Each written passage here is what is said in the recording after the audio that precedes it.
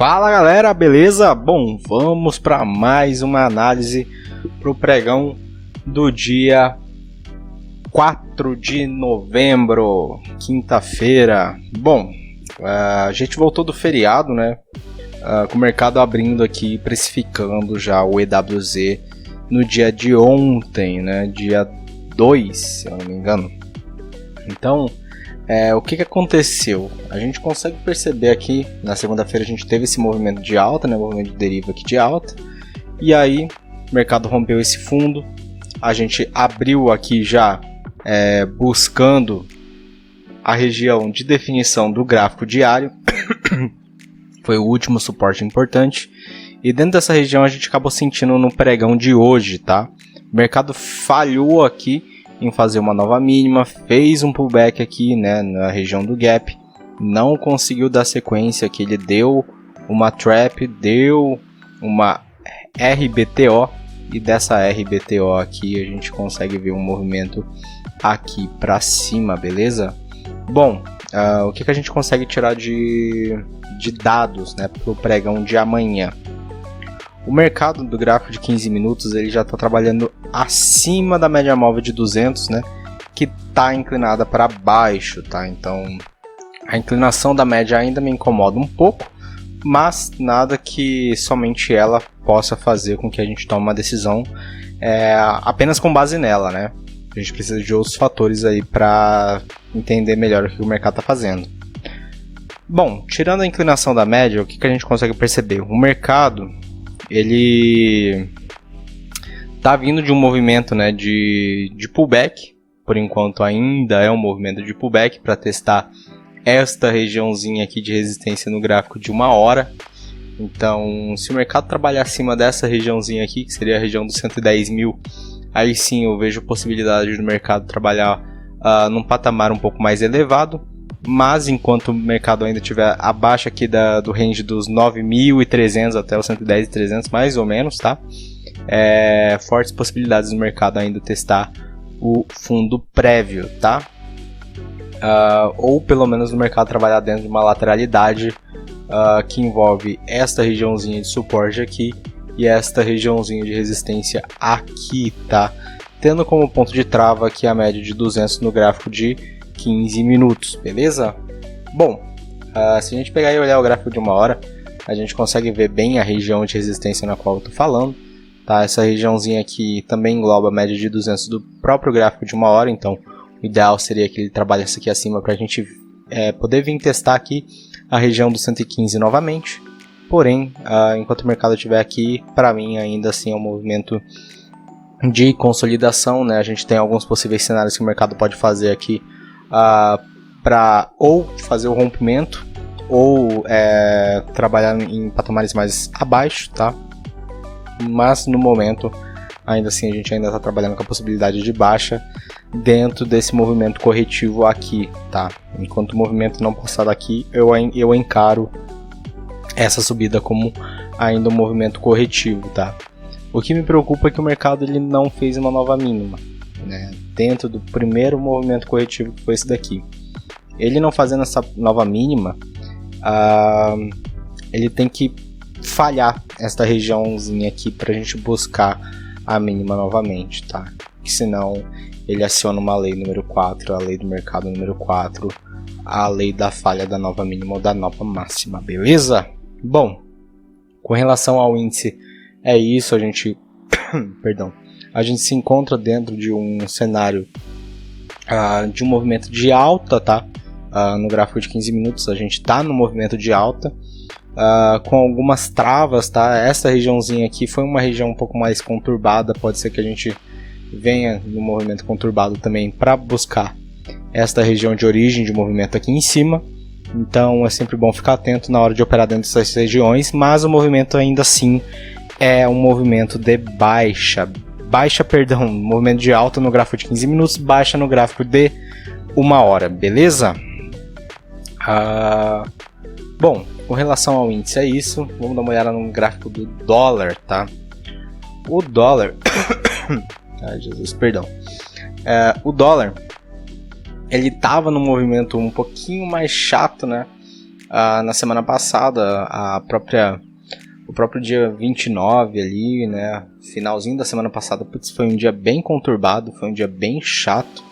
Então, casos à parte aqui pro dólar, a gente veio testar a região da resistência que eu vinha marcando desde muito tempo, aqui, né,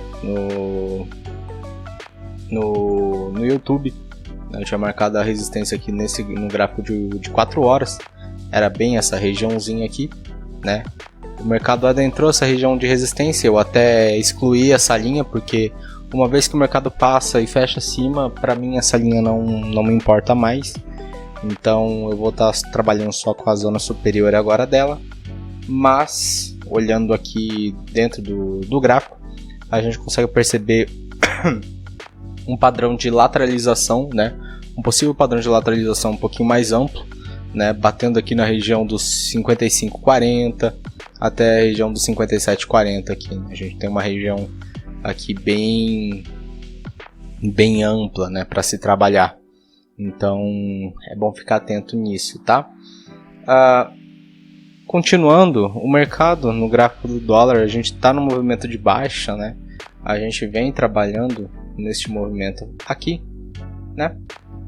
E aí o mercado quebrou este movimento de alta, né? A gente veio de um movimento de alta aqui, então ele quebrou esse movimento de alta, está trabalhando aqui no movimento de baixa. Então, qual é o possível cenário que a gente consegue ver, tá?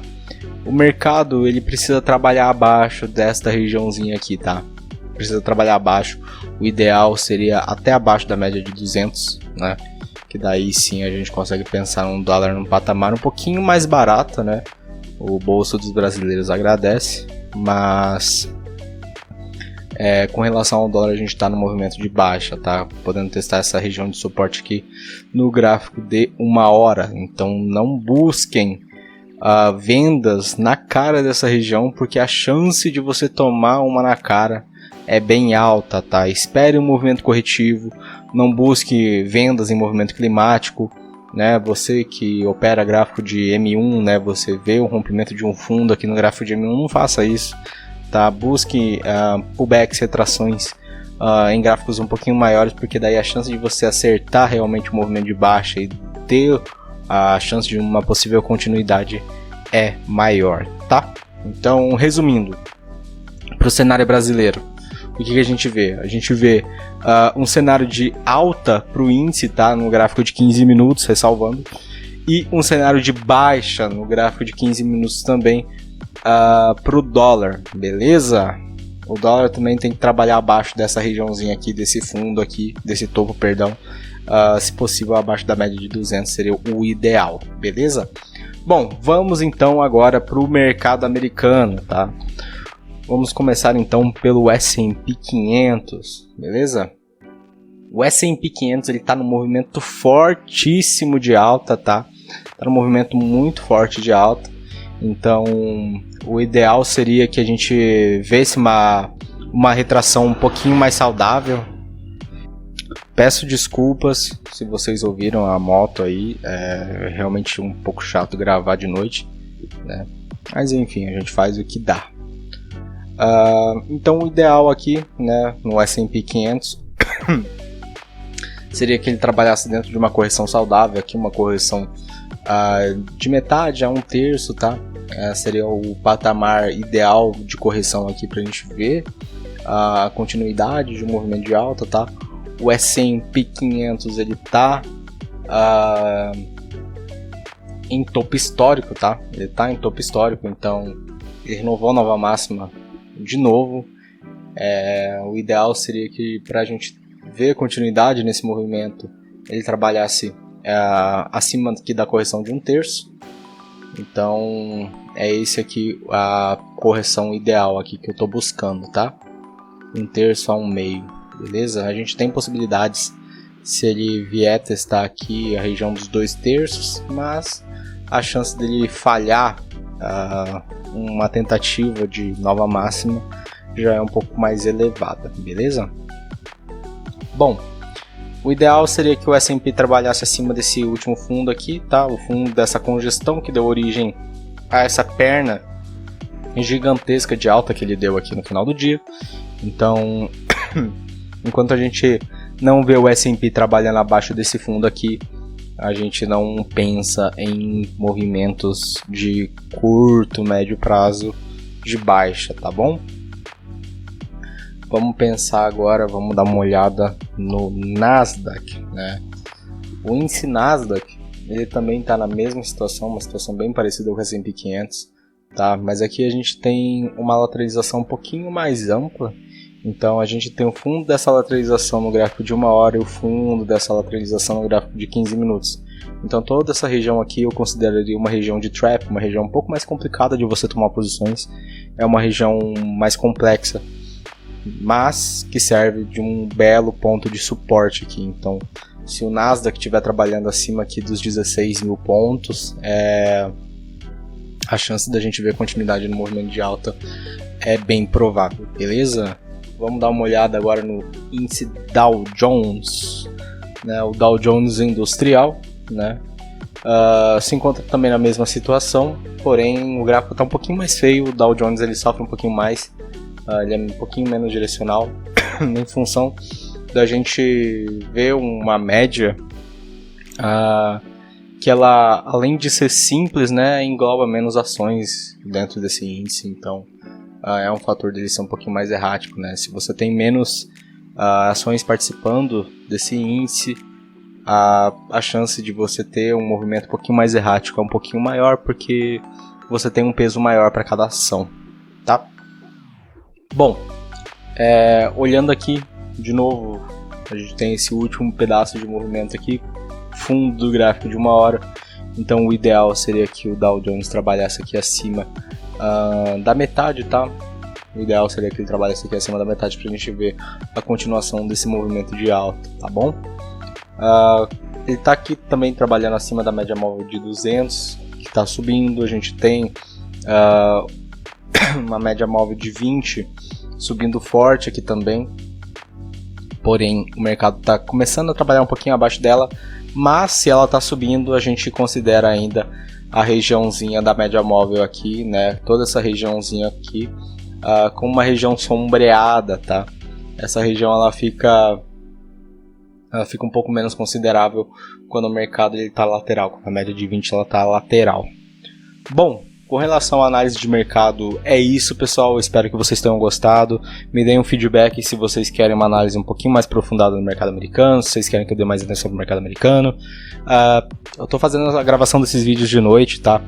Então fica um pouco complicado de eu acertar a minha análise pro horário do vídeo, pro horário que o vídeo vai sair. Pro mercado brasileiro a gente não tem esse problema, porque o mercado brasileiro ele fecha de madrugada, né? Então a chance da gente ver um movimento muito fora do comum é um pouco mais baixa. Mas o mercado americano, como ele tem o overnight,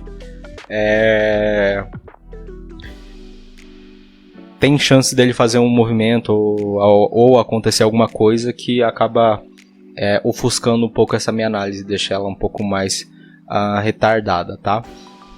Em função disso, que eu dou esses pontos aqui. Então vocês têm os pontos, né? Quando o mercado sair, vocês podem dar uma olhada para ver se o mercado rompeu ou não esses pontos, comparar com a análise de vocês, lembrando que isso aqui é para critério meramente educacional, né? Eu estou apenas dando a minha visão, meu deslumbre aqui sobre o que eu entendo da análise técnica, o que eu entendo do operacional do Oliver, para tentar ajudar vocês a enxergar o mercado de uma forma um pouco mais objetiva, tá? Dado o recado, espero que vocês tenham gostado. De novo, me deem um feedback. Para mais análises como essa, se inscreva no canal, compartilhe com seus amigos e a gente se vê na próxima. Forte abraço e até mais. Tchau, tchau.